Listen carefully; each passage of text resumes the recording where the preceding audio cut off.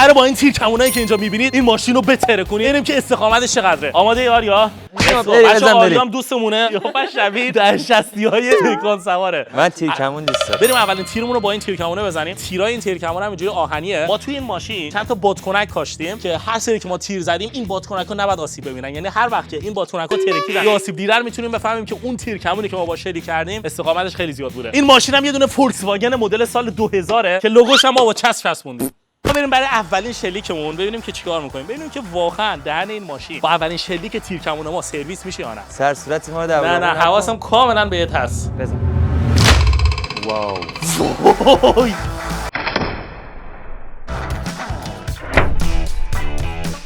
واجه اینو ببین، هم رنگش پرید هم که یه فرو رفتگی خیلی گنده ایجاد کرد. یعنی اگه این تونست اینقدر آسیب به این ماشین بزنه، پس سلاح‌های بعدیمون چیکار می‌کنن با این ماشین؟ تیر دوم می‌خوام به شیشه عقبش بزنم. آماده؟ ولی نشونه گیریم خیلی خوبه. بزن. یک. ببین از بچگی من گنجشک می‌زدم. بزن.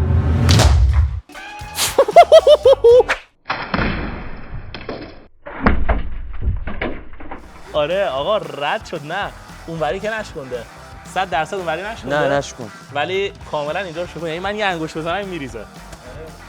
حالا یه انگشت نه 2 انگشت.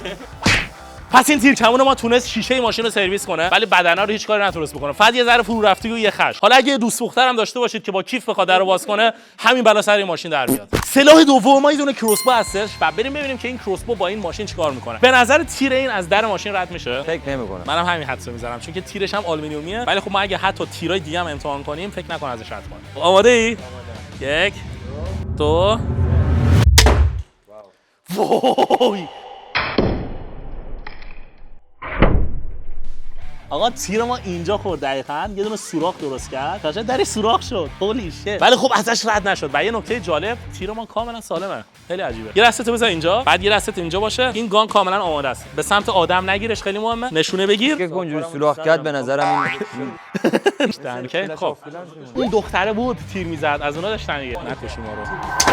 اوکی. یس! حاجی چقدر خوب شلیک کردی آریا. تیر دومونم خورد به اینجا. همونجوری که می‌بینید این تیر کمون تونست یه دونه سوراخ تو این در درست کنه ولی ماشین رو نتونست خراب کنه. بادکنک‌های ما همچنان این داخل سالمه. عقبش بزن استقامت اونجا رو ببین. آقا این سری بزنم به گلگیر عقب. اینو منم مطمئنم. سلاح بعدی ما یه دونه تبره و بریم ببینیم که این تبر با این ماشین چیکار می‌کنه. پرتاب تبرت خوبه؟ ای بدک بگین. بذار یه دونه من پرتاب کنم یه دونه تو. بریم تستش کنیم. لتس گو. من به شیشه فقط نزنم. فکر کنم از این بالا خورد بهش. یه ذره بچا اینجوری خط انداخته.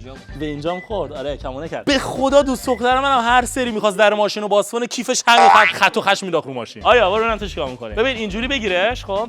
ببین در اصل تبر انداختن آره همین جوریه. آدم باید فاصله رو حفظ کنه. خیلی نکات داره. جهت باد، جهت خورشید، جهت ماه. ولی خب اینا رو ما بلد نیستیم. خیلی خوب زدی. ببین که چیکار کرد. یه خط خیلی اینجوری انداخت. بذارید من ببرم با دستم امتحان کنم. ببینم با دستم اگه بزنم اتفاقی میفته یا نه که اوکی. الان من با قدرت بسیار بالا با دستم امتحان کردم ولی بازم خط افتاد. پس تبرم نتونست به داخل این ماشین نفوذ کنه و فقط یه ذره خط انداخت روی ماشین. سلاح بعدی ما یه دونه تیرکمونه که این تیرکمون بچه‌ها تیرکمون شکاری نیست، یعنی با شکارم میشه کرد. قدرتش هم تقریبا 30 LBS. بریم ببینیم که چیکار می‌کنیم. لیتس گو. وای باورم نمیشه.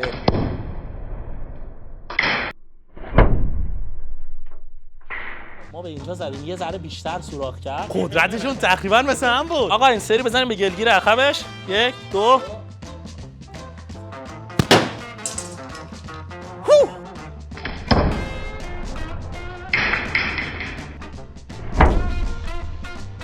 گلگیر عقبش هم دقیقاً مثل دره یه ذره سوراخ کرد ولی نتونست واردش بشه. این یعنی چی؟ یعنی که استقامت در این ماشین خیلی زیاده. نشونه بگیر بعد یهو ول کن. یهو انگشتتو ول کن.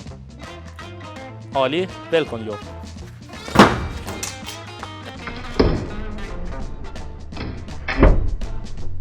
بازم این تیرمون نتونست وارد این ماشین بشه. پس بریم برای سلاح بعدی. حالا بریم سراغ تیرکمون بعدی ما. بچه‌ها این تیرکمون یه تیرکمون شکاریه. قدرتش خیلی بالاست. الان قدرتش باید تقریبا 2 برابر نیم تیرکمون قبلیه. بریم ببینیم که این تیرکمون میتونه وارد ماشین بشه یا نه. 1 2 بذار من از کج بیام برتر. خب 2 3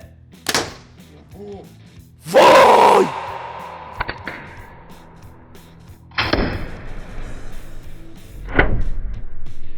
یس یس اینجا رو ببین تیر تونست وارد بشه ولی به آهن دوم نخورده. فکر کنم از یه لاهی آهن رد شد. آره بذارید قشنگ بهتون نشون بدم. اگه بخوایم اینجوری نگاه کنیم فقط از یه لاه آهن رد شد، از این ور در اومد. دقیقاً تیرمون خورد به این صندلی، از اون ور صندلی هم حتی در نمیاد. اینم از جای سوراخش از بیرون هم خیلی بزرگتره هم خیلی عمیق‌تر از سوراخ‌های دیگه است. تنها سوراخی که تاش به یه جایی میرسه همینه. بریم برای پرتاب بعدیمون. این سری میخوام یه جا بزنم که یکی از این بادکنک‌ها قشنگ خراب بشه. بریم 1 2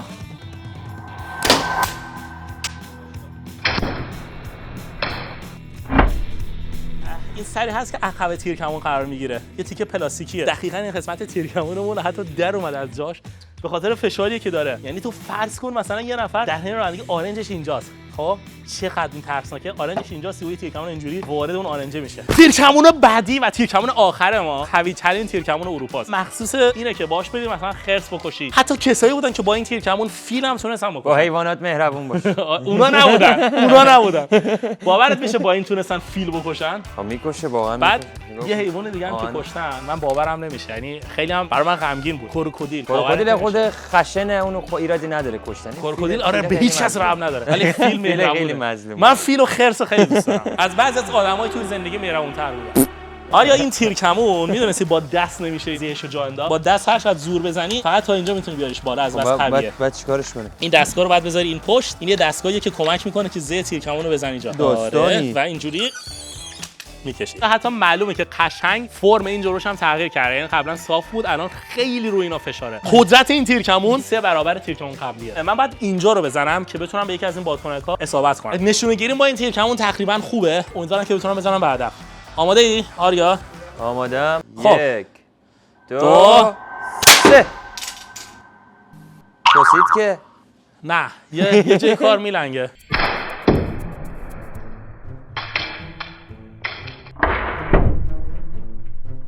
آقا به اینجا خورد ولی نمیدونم یه جای کارش میلنگه. بچه الان تیرکمون ما دوباره اوکی شده. من احساس میکنم که این تیره تا آخر تو جاش نبوده. اگه این سری نتونست وارد بشه واقعا تیرکمون من خراب شده. 1 2 اوه یس.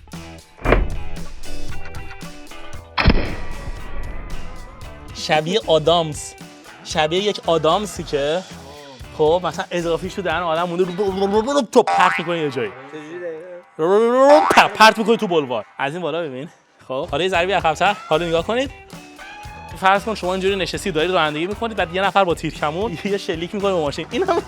این رو ببین خراب شده، شکسته به خاطر فشار زیاده دیگه. ولی نتونست بخوره به بادکنک ما. فدای سرتون. ما دوباره امتحان میکنیم. آماده اید؟ آماده. 1 2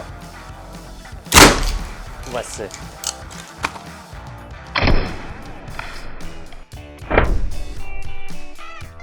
هولی شیت. بچه‌ها عقب تیرمون برگشت خورد به سمت خودمون به خاطر فشار بیش از حدیه که اینجا بهش وارد شده بوده. وای باورم نمیشه. ببین وسط رد شده. نه 2 تا آهن رد شده. از 2 تا آهن رد شده. از آهن اولی که رد شده هیچ، به آهن دومی خورده، از آهن دومی هم رد شده تا این خط اومده داخل. این تیرمون تیرکمون شکاریه بود که تونست صد از یه آهن رد بشه اینجا وایسه. این تونست از 2 آهن رد بشه تقریبا اینجا وایسه. تیر بعدی رو میخوام بدم آریا بزنه. من که نتونستم بادکنک رو بزنم. من دقیقاً برات نشونه گذاری کردم. اینو یه دسته یه دونه مثبت اینجا روی در میمونه و آریا اگه به این بزنه دقیقاً این وسط میخوره با بادکنک. لیتس گو. برو اینم شام کنیم. یس یس. تیره رو ببین. نه وای رفته تو بادکنک ولی نترکیده. اوی من فکر کردم رفته توش، انگار رفته بود داخلش ولی یکی از بادکنک‌ها رو ترکونده. آقا این تیر ما تونست از در عبور کنه و بادکنک صورتی رو ترکون ولی این دوربین گوپرو ما متاسفانه ضبط نمی‌کرد. حالا ما این تیر رو بیاریم بیرون از ماشین بریم یه ترای دیگه انجام بدیم. خیلی خوب نشونه گرفتی ها. بزن قدش. یه دونه بزن قدش. دقیقاً بگم 2 سانت بالای مثبت نشونه. بار اولم بود. بار اولش 2 سانت بالای مثبت زد. بریم برای آخرین شلیکمون. امیدوارم که بتونم این سری بادکنک رو بزنم. اینجا رو نشونه بگیرم تمام. آماده اید؟ آماده. خب 1 2 3 او